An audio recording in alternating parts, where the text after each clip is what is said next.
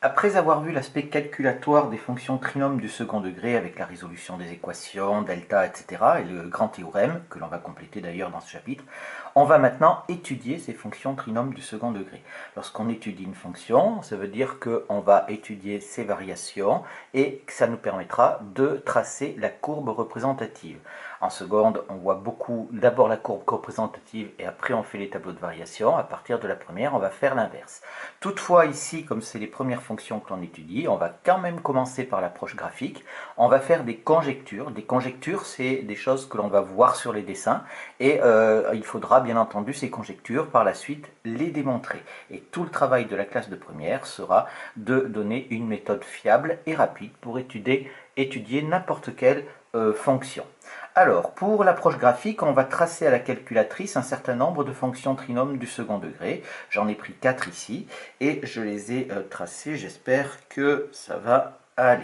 Alors, ici, j'ai mes 4 fonctions que j'ai tracées ici, que j'ai rentrées dans ma calculatrice. J'ai rentré la fonction carré, bien sûr, puisqu'on sait que c'est un trinôme du second carré, du second degré, donc on ne l'oublie pas. Et puis j'en ai rentré 3 autres qui étaient écrites auparavant. Et on va tracer la courbe représentative et on va obtenir, vous voyez, voilà, en voilà une, 2, 3 et 4. La dernière, c'est la courbe représentative de la fonction carré. On sait que c'est une parabole. On est bien d'accord, on voit bien sur la calculatrice que les 4 courbes sont des paraboles également. Elles ont exactement la même allure. Et donc ça va être la première définition que l'on va dire. On n'a pas les moyens, les connaissances suffisantes pour montrer que c'est une parabole, donc on va le mettre en définition. C'est que la courbe représentative d'une fonction trinôme, ça va être une parabole. Mais ici, vous voyez que dans une parabole, il y a toujours un axe de symétrie. Et l'axe de symétrie, eh bien, il va être, alors ici, attention, il n'est pas nécessairement c'est pas nécessairement l'axe des ordonnées, mais ça va être parallèle à l'axe des ordonnées. Donc ici, définition, la représentation graphique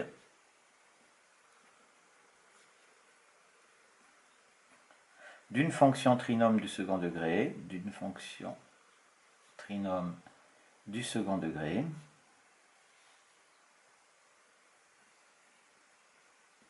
est une parabole dont l'axe de symétrie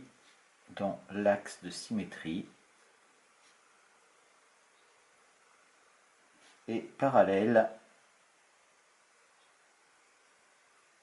à l'axe OJ. OJ, c'est l'axe des ordonnées. Le sommet de la parabole est le point correspondant à l'extrémum. De la fonction.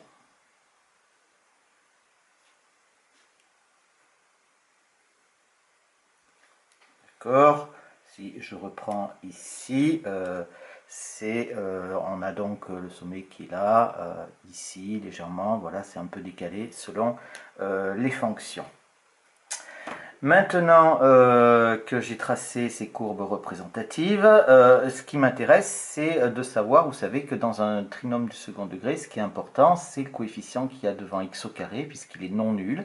Et donc, ce qu'on va faire, on va essayer de faire varier ce coefficient-là, le coefficient a devant x au carré, pour voir un petit peu l'influence que ça peut avoir sur le graphique, et voir si ça peut nous permettre d'émettre une conjecture. Alors, j'ai pris de nouveau 4 autres fonctions. Vous voyez que ici j'ai conservé dans ces 4 fonctions là, j'ai conservé la même chose pour B et pour C, puisque j'ai pris B égale 1 et C égale 2 partout, donc ça ne change pas, et je ne fais varier que A. A vaut 3 ici, il vaut 2 ici, moins 3 et moins 1.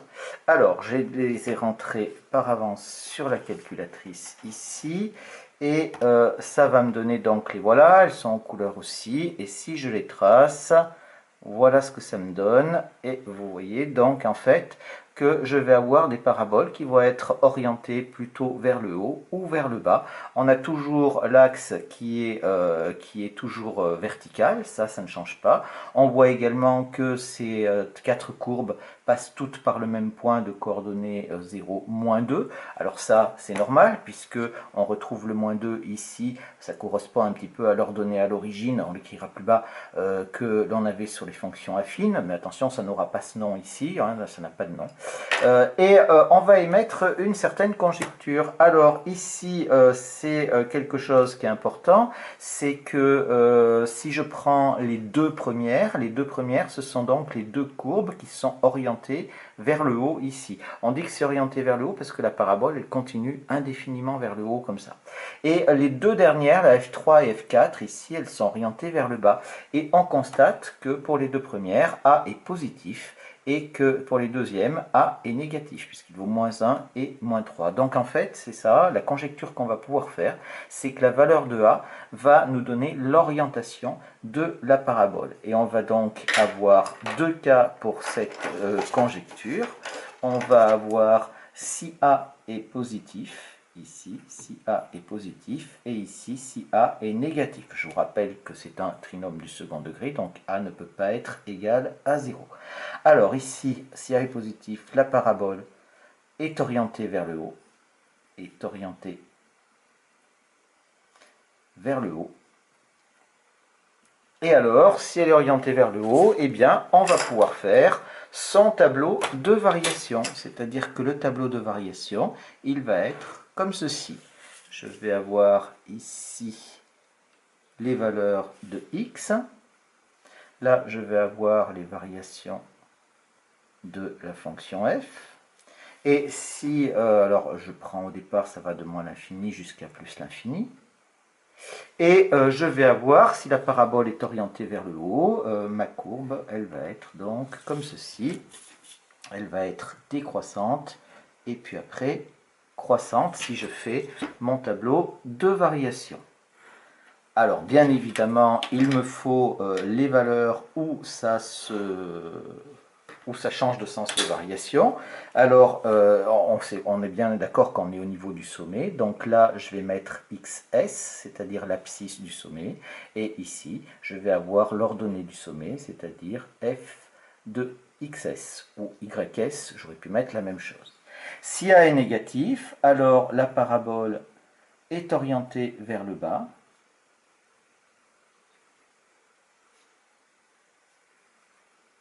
Et on va avoir ici le tableau de variation correspondant aussi, avec juste la différence que ça ne sera pas dans le même sens.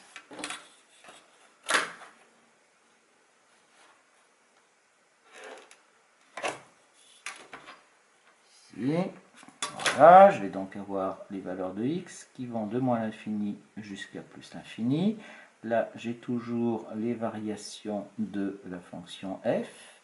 Et je vais avoir ma parabole qui est orientée vers le bas. Elle est donc comme ceci.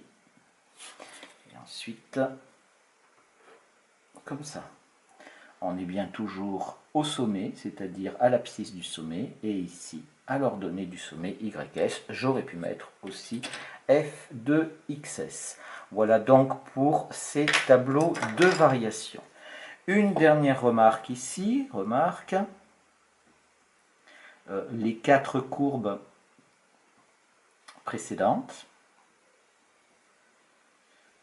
passent toutes, on l'a dit, ici je le redis, elles passent toutes par le point de coordonnées 0, moins 2.